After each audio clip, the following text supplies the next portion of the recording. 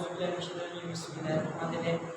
is for the team and today our topic is centriole. आज का जो हमारा टॉपिक है वो सेंट्रियोल है।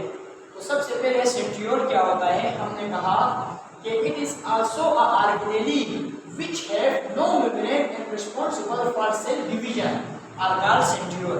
यानी सेल की एक ऐसी ऑर्गेनेली जिसकी मेम्ब्रेन नहीं होती है और वो सेल को डिवाइड करवा रही है, तो इसको क्या कहते हैं, सेंट्रियोल कहते हैं। फिर इसकी सेंट्रियोल को सबसे पहले डिस्कवर किसने किया है, ये दो साइंटिस्ट थे, बोबरी है बेरेडा, दो साइंटिस्ट ने सेंट्रियोल को डिस्कवर किया है। इसकी डेट ऑफ डिस्कवरी 1880 के अंदर इन दो साइंटिस्ट ने सेंट्रियोल को डिस्कवर किया है। इसके बाद इसके कुछ मेन पॉइंट्स हैं, उनमें सबसे पहले मेम्ब्रेन की तरफ आते हैं। तो सेंट्रियोल की कोई मेम्ब्रेन नहीं होती है, नो मेम्ब्रेन। अच्छा, ये कहाँ से ओरिजिनेट होती है, तो सेंट्रियोल बेसिकली ये साइटोस्केलेटन से ओरिजिनेट होती है और साइटोस्केलेटन में भी जाके माइक्रोट्यूब्यूल से ओरिजिनेट होती है। सही है। ये कहाँ पे मौजूद होती है, तो मैंने लिखा है it present in higher animals, lower animals and lower plants. सही है। और ये हायर प्लांट में एब्सेंट होती है। इसकी वजह ये है, ये हायर प्लांट में क्यों एब्सेंट होती है, क्योंकि हायर प्लांट के अंदर ये जो साइटोस्केलेटन होता है ये हार्ड होता है, रिजिड होता है, जबकि लोअर प्लांट के अंदर और एनिमल्स के अंदर चाहे वो हायर हो या लोअर हो, वहां पे साइटोस्केलेटन फ्लेक्सिबल होता है। ठीक है। अच्छा, फिर इसके बाद हम शेप की तरफ जाते हैं कि साइटोस्केलेटन का शेप क्या होता है। तो इसका शेप सिलेंड्रिकल होता है, सिलेंड्रिकल या इसका रॉड पाए थे। हमने कहा कि इसका शेप सिलेंड्रिकल या रॉड शेप होता है। ये देखिए, ये सिलेंड्रिकल और रॉड शेप है, ये सेंट्रियोल का शेप है। यहाँ पे फिर हमने इसकी लेंथ की बात की है, लेंथ लंबाई की। तो इसकी लेंथ 0.3 माइक्रोमीटर से लेकर 0.4 माइक्रोमीटर इसका लेंथ होता है, जबकि इसकी डायमीटर यानी इस तरह विड्थ, इस तरह इसकी जो डायमीटर है वो 0.2 से लेकर 0.3 माइक्रोमीटर होता है। अब इसकी कंपोजिशन की बात रही कि सेंट्रियोल किस चीज से मिलकर बना है, तो सेंट्रियोल बेसिकली ट्यूबुलिन प्रोटीन और आरएनए से बना है। यहाँ पे ट्यूबुलिन प्रोटीन की कंसंट्रेशन ज्यादा होती है और आरएनए की कंसंट्रेशन कम होती है, इसलिए यहाँ पे आरएनए के साथ ट्रेस लिखा हुआ है, ट्रेस का मतलब कम। अब ये जो सेंट्रियोल है, ये सेंट्रियोल, इस सेंट्रियोल के अंदर 9 माइक्रोट्यूब्यूल होते हैं, 9 माइक्रोट्यूब्यूल होते हैं और हर माइक्रोट्यूब्यूल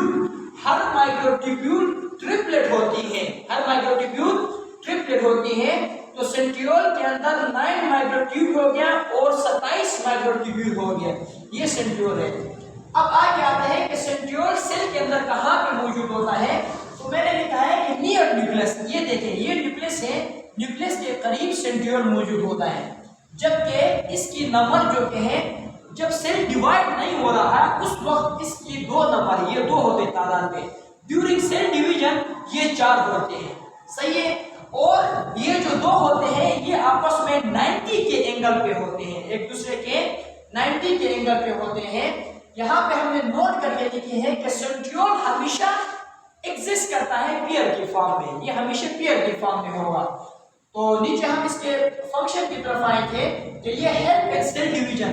सेंट्रियोल का जो मेन इंपॉर्टेंट प्राइमरी फंक्शन है वो सेल डिवीजन है। दूसरी बात, अच्छा, तो यहाँ पे हमने कहा था कि भाई ये सेल डिवाइड करवाता है। दूसरी बात है कि centriole help in cell furrows. Cell furrows को जरा समझाऊं, ये हमारे पास एक सेल है, मुकम्मल सेल है। तो सेल के अंदर इस तरह दरार पड़ जाती है, इस तरह दरार पड़ जाती है और दरार पड़ने के बाद में सेल डिवाइड होता है। तो हम कहते हैं, हमने कहा कि सेंट्रियोल का काम ये है कि ये हेल्प इन सेल फ्यूरस, यानी सेल के अंदर शिगाफ बनाना। बाद में इस तरह एक सेल इधर होता है, एक सेल इधर चला जाता है। तो सेंट्रियोल का मेन फंक्शन सेल डिवीजन का है, सेल फ्यूरस का है। सर, ये सेंट्रियोल सेल डिवाइड किस तरह करवाते हैं, तो इनसे स्पाइंडल फाइबर निकलते हैं। इनसे 3 किस्म के स्पाइंडल फाइबर निकलते हैं। एक आस्ट्रल रेस, यहाँ से रेस निकलते हैं, आस्ट्रल रेस, ये सिग्नल पैदा करते हैं, जबकि यहाँ से एक रेस निकलते हैं, इसका नाम पोलर है। सही है। और ये पोलर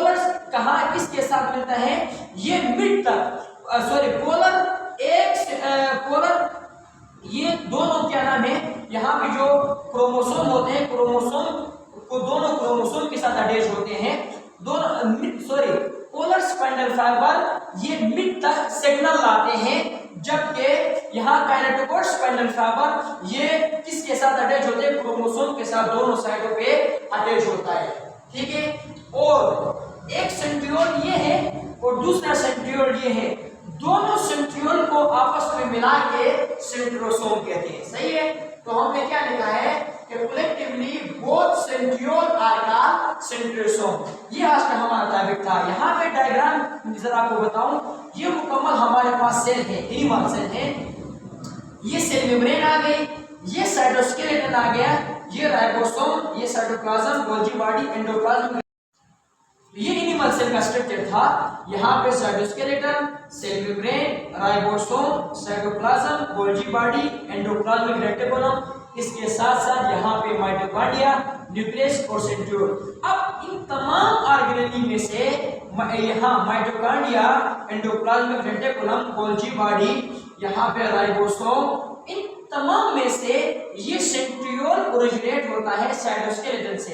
साइटोस्केलेटन में भी जाके 3 किस्म के प्रोटीन होते हैं, 3 किस्म के फिलामेंट होते हैं, एक माइक्रोट्यूब्यूल, एक माइक्रोफिलामेंट, एक इंटरमीडिएट जो रस्सी की फॉर्म में है। तो इन तीनों में से जाके ये माइक्रोट्यूब्यूल से ओरिजिनेट होता है, निकलता है। अब प्लांट सेल में ये सेंट्रियोल इसलिए एब्सेंट होते हैं हायर प्लांट सेल में, क्योंकि वहां पे ये जो सेंट्रियोल होता है रिजिड होता है, सख्त होता है, जबकि एनिमल सेल्स में और बाकी लोअर प्लांट में ये क्या होता है, फ्लेक्सिबल होता है। तो ये हमारा आज का टॉपिक था सेंट्रियोल और उसका डिटेल। Thank you.